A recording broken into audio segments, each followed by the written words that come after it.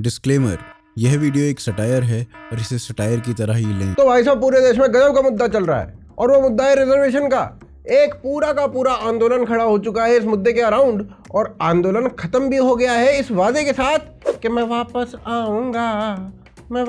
आऊंगा, जो मैं मर भी गया तो भी वापस आऊंगा। एक पक्ष कह रहा है कि मेरिट जरूरी है और मां कसम चंद्रशेखर रावण के वेरीफाइड अकाउंट की वेरिफिकेशन देखने के बाद मुझे भी लगता है कि मेरिट जरूरी है।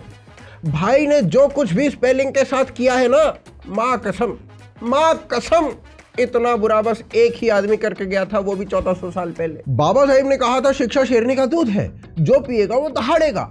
लेकिन बात तो यही है ना कि जो पढ़ेगा, और पढ़ेगा कौन? जिसको चिंता होगी मुझे एडमिशन नहीं मिलेगा वो पढ़ेगा। जिसको पता होगा मैं तो -40 लाके भी डॉक्टर की सीट लेके बैठ जाऊंगा, वो क्यों पढ़ेगा? बताओ क्यों पढ़ेगा? लेकिन कमाल की बात यह है कि रावण तो बिना शिक्षा के भी दहाड़ ही रहा है। नहीं देखो भाई साहब, ऐसा है कि रावण जब तक बोलता है तब तक सेंस नहीं बनती, नॉनसेंस बनती है। लेकिन जब ये लिखता है तो भाई साहब ऐसा लिखता है कि उसके लिखे हुए को समझाने के लिए मुझे एक किस्सा सुनाना पड़ेगा। तो एक बार रावण होटल गया रुकने के लिए। भाई को दूध पीना था, होटल में शेरनी का दूध मिल नहीं सकता था, तो भाई को गाय भैंस के दूध से काम चलाना पड़ता। अब भाई ने फोन किया रिसेप्शन पे, बोला प्लीज गेट मी मिल्फ।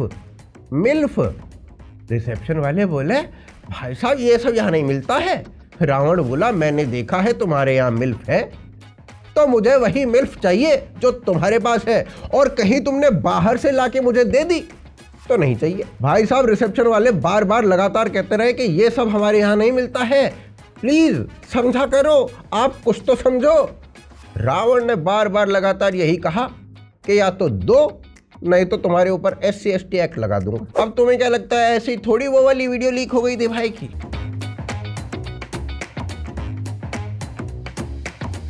अब आप कहोगे कि मुझे तो लिखने का किस्सा सुनाना था, मैंने तो बोले हुए का किस्सा सुना दिया, ऐसे कैसे? अरे तो भाई साहब प्लीज गेट मी मिल्फ, ये बोलने से पहले भाई ने लिखा ही तो था। आपको क्या लग रहा है एक लाइन इंग्लिश की उसने बिना प्रैक्टिस के बिना लिखे ही बोल दी?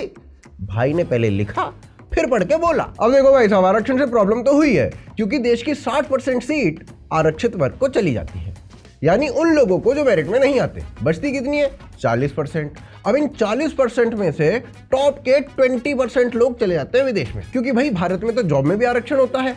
बचते हैं कितने? बचे हुए 20% जो टॉप के नहीं होते।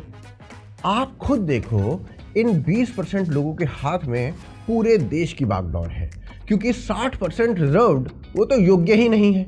नहीं देखो ये मैं नहीं कह रहा हूं भाई साहब, मैं नहीं कह रहा हूं, ये दलित भाई साहब खुद कह रहे हैं कि मेरे से बेटर लोग, मेरे से योग्य लोग नगर पालिका डिजर्व करते थे, पर मैं कोटे से आता हूं इसलिए मुझे सीट मिल गई, और अब मैं खुद तो योग्य हूं नहीं तो मैं नगर पालिका कैसी चलाऊंगा आप खुद समझ सकते हो। चरण जी, आप आपके क्षेत्र में एक ऊंचे पद पे बैठे हुए जहां हर कोई दलित नहीं पहुंच पाता, क्या ऐसे पद पे बैठने के बाद भी आप अपने आप को समान नहीं मान सकते? वो आरक्षण की बदौलत है, ये आरक्षण नहीं होता हमारे लिए तो हम इस पद पर नहीं आते, ये हमारे संविधान की बदौलत है। आपके अंदर कोई काबिलियत नहीं है कि आप नगर पालिका के अध्यक्ष बने? मेरे से और भी काबिलियत वाले हैं, मेरे से और भी अच्छे पढ़े लिखे विद्वान हैं। फिर यही लोग इस तरीके के AI इमेजेस बना के पोस्ट भी कर रहे हैं कि हम मेरिट से नहीं जीत सकते।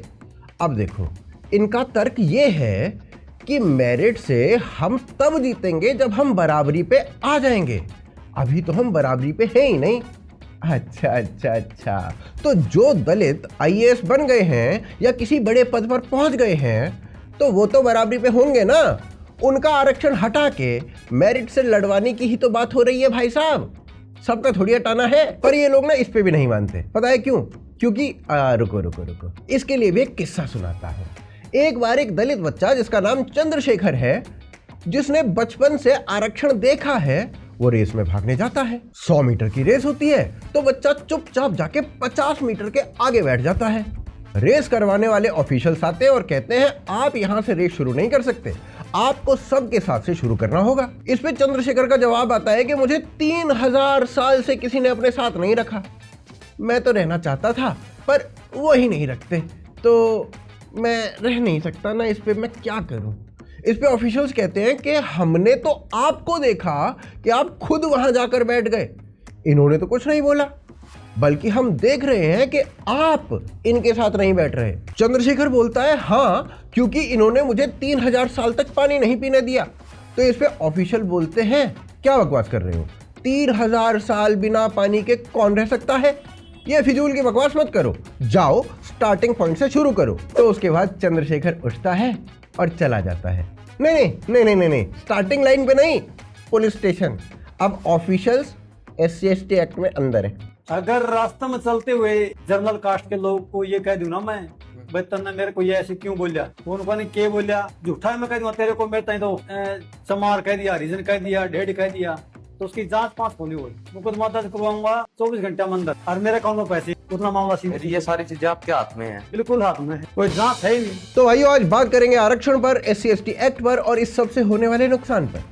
You are watching the woke show.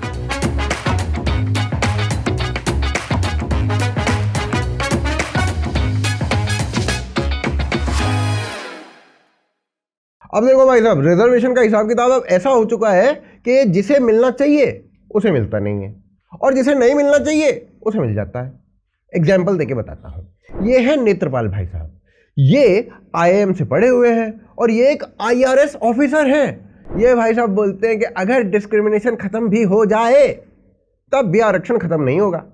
ये बेसिकली ना अपनी कम्युनिटी के लिए नहीं बोल रहे हैं, ये बोल रहे हैं अपने बच्चों के लिए।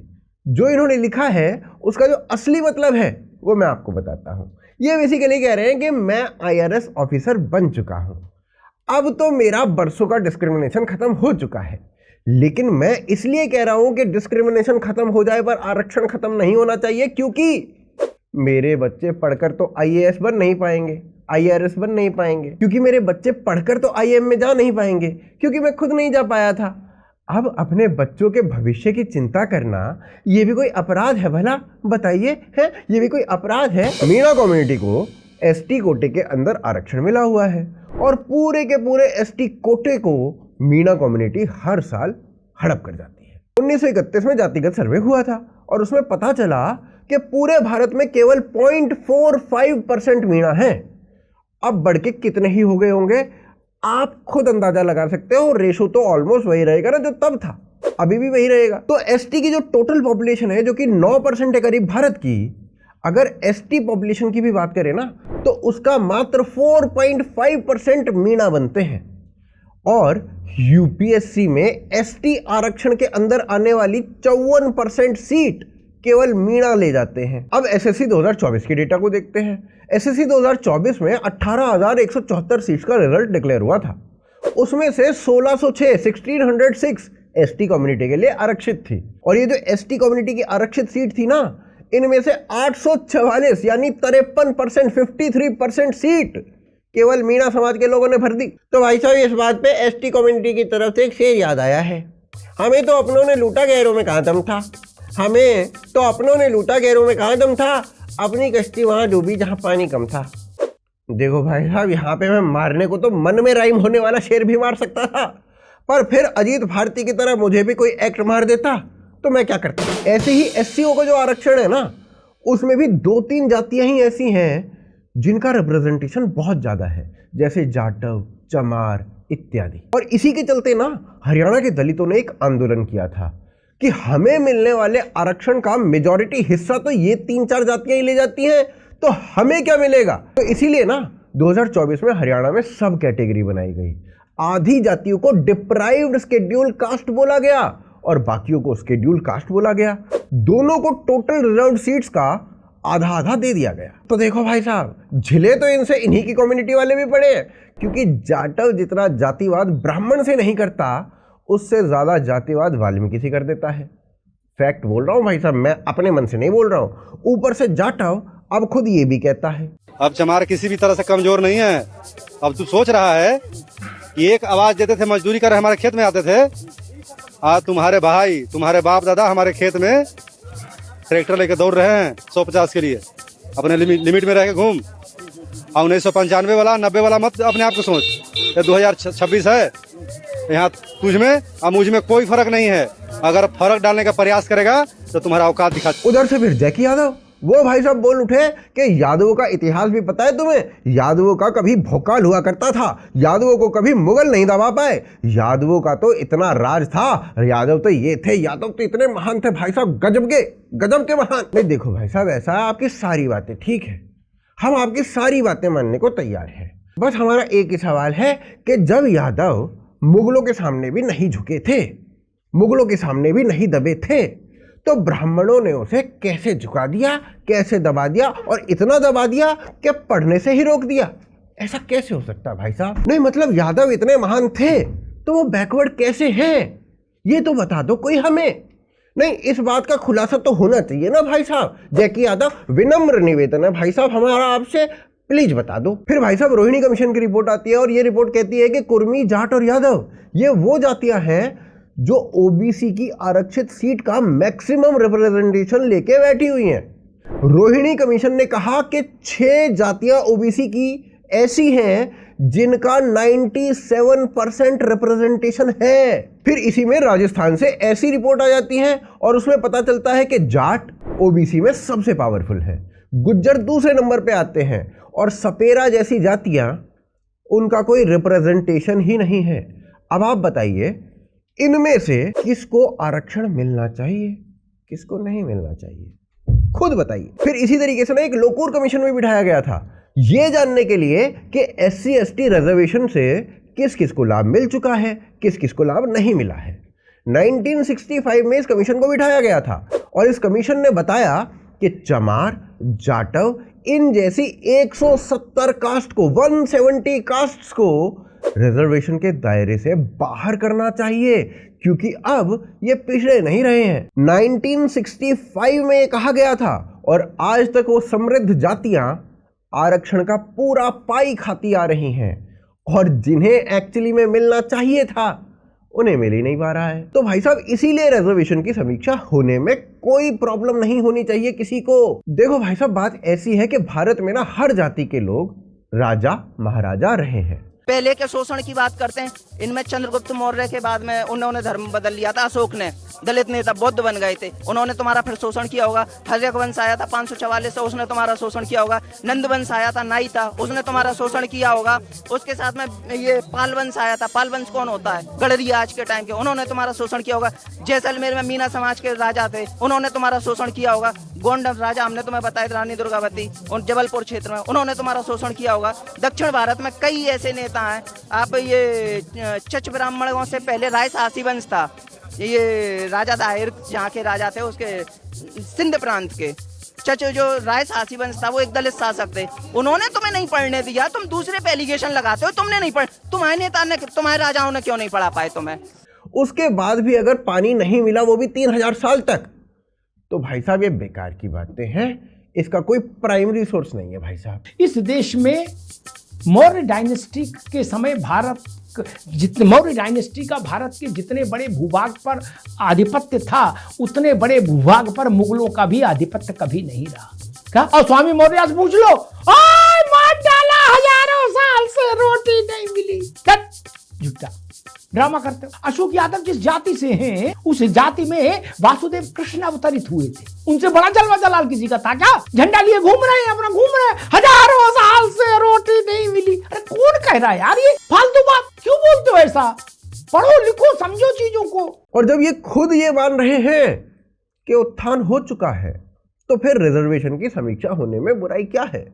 जिन जातियों का उत्थान हो चुका है उन्हें रिजर्वेशन से बाहर किया जाए और जिन्हें जरूरत है उन्हें रिजर्वेशन दे दी जाए। और ऐसा अकेला मैं नहीं कह रहा हूं भाई साहब, ऐसा अखिलेश यादव भी मानते हैं, क्योंकि भाई साहब ने जो ट्वीट लिखा था उसमें भाई साहब ने कहा था कि ये समीक्षा बोल के आरक्षण हटा देंगे।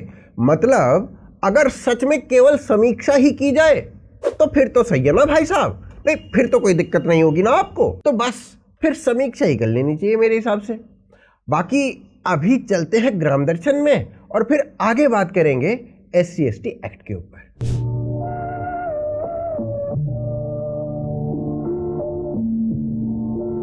राम राम, ग्राम दर्शन में आपका स्वागत है। भाई साहब ऐसा है कि आरक्षण के विरोध में आंदोलन हो रहा है, होना भी चाहिए। जितनी भी मांग है वे सब सही है, बढ़िया मांग है एकदम, पर यह बात है भी ध्यान रखियो और समझना पड़ेगा कि अगर भाजपा चलेगी तो अगला कौन? अखिलेश। ये जो ऊंची जाति के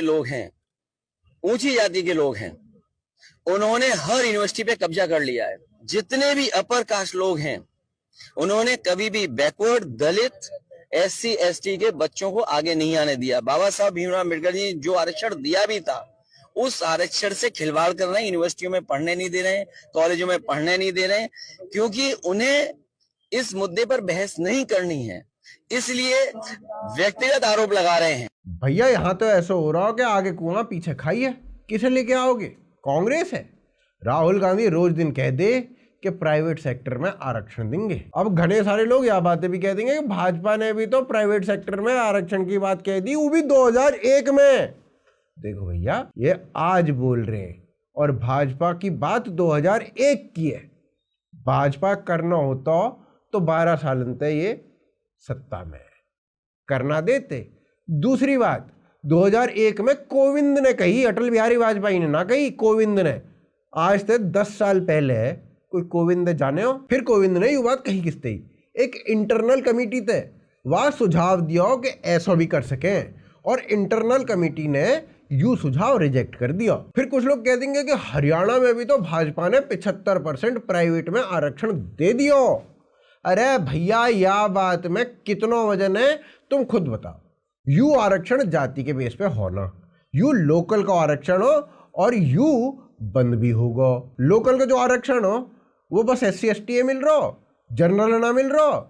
या में इतना सोचने की बात है ही ना, क्योंकि अगर इनने प्राइवेट में आरक्षण देना होता तो अब तक ये दे चुके होते। बाकी जिसे दिक्कत हो रही है ना, वो RJD वोट दे के देख ले एक बार। 2 मिनट दीजिएगा, लेकिन उससे पहले मैं आपसे रिक्वेस्ट करता हूं, क्योंकि आपके पैनल पे एक पैनलिस्ट आई नहीं है जिनकी मैं इज्जत करता हूं, जिनसे मैं पूछना चाहता हूं और आपने नहीं पूछा, थोड़ा डिसअपॉइंटमेंट आपसे भी है। 30 सेकंड दीजिएगा ओवर एंड अबव जो मैं कहना चाहता हूं। मैं कंचना जी से पूछना चाहता हूं कि वो क्यों एडवोकेट कर रही हैं, और आपको इनसे पूछना चाहिए था कि फेक केसेस लगाए जाए। जाना चाहिए कि आपको इस आधार पर फंसाया जाना चाहिए कि आपने कभी भी इस देश के 90% OBC SC ST बहुसंख्यक जो आबादी है, जो माइनॉरिटी है, उसको आपने उसका हक नहीं दिया। आपको इस बेसिस पर फंसाया जाना चाहिए। ऐसा चाहिए तो ऐसा ही ले लियो भैया। अब मैं चलूं, मैं लिखता हूँ कुआं पढ़ो।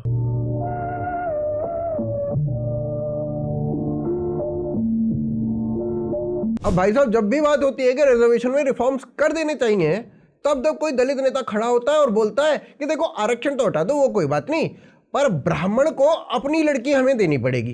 एक परिवार में एक व्यक्ति को आरक्षण मिलना चाहिए, जब तक कि मेरे बेटे को कोई ब्राह्मण अपनी बेटी दान नहीं करते। ब्राह्मण की बेटी दिलवा दो, ये एक ऐसी बात है जो हर कोई दलित नेता अपने मुंह से खुलेआम बोलता है और उसके ऊपर कोई एक्शन नहीं लिया जाता। और जब कोई सवर्ण इस बात का जवाब खुलेआम दे दे तो भाई साहब उस पर लग जाता है SC ST एक्ट। जीत भारती, अपनी बहन की शादी MP चंद्रशेखर से कर दो, रिजर्वेशन खत्म हो जाएगी।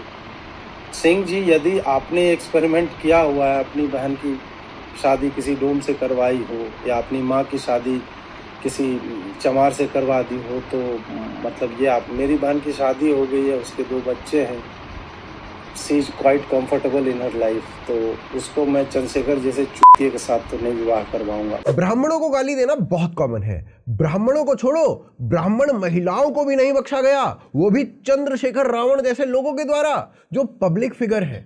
जो पब्लिक फिगर नहीं है वो तो सोचो क्या ही करते होंगे। और देखो भाई साहब, अगर आप ये बोलते हो कि ब्राह्मण की बेटी देने से आरक्षण खत्म हो जाएगा, तो बेटा ऐसा है, चिराग पासवान जिसकी मम्मी जी का नाम रीना शर्मा था, वो ब्राह्मण थी, लेकिन चिराग पासवान आज तक आरक्षित सीट से चुनाव लड़ता है। उसको आज तक आरक्षण की जरूरत पड़ रही है। जब चिराग पासवान का आरक्षण खत्म नहीं हुआ, जब अंबेडकर की खुद की शादी ब्राह्मण से हुई, अंबेडकर की बहनों की शादी ब्राह्मण से हुई, और फिर भी अंबेडकर दलित, शोषित, वंचित ही रह गए, अखिलेश यादव की शादी राजपूतनी से हुई और फिर भी वो खुद को पिछड़ा बोलता है, तो आपके इस बोलने में कि ब्राह्मण की बेटी दे दो आरक्षण खत्म हो जाएगा, इसमें लॉजिक कहाँ है? जो आपके बोलने और करने में अंतर है ना, उससे केवल यही लगता है कि आप ये केवल और केवल इसलिए बोल रहे हो ताकि जनरल कास्ट वाले को भड़काओ,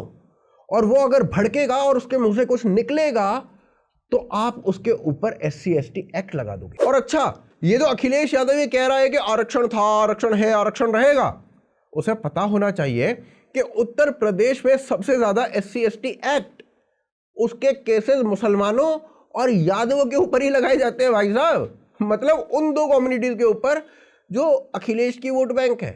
यूपी में इस साल जनवरी से अप्रैल के बीच में SC/ST एक्ट के तहत दर्ज मामलों में सबसे ज्यादा आरोपी यादव और मुस्लिम समुदाय के लोग हैं। वैसे तो SC/ST एक्ट ऑलमोस्ट 90% मामलों में फेक ही होते हैं और इसलिए कोर्ट ने बार बार इस मामले में अपनी टांग भी अड़ाई है।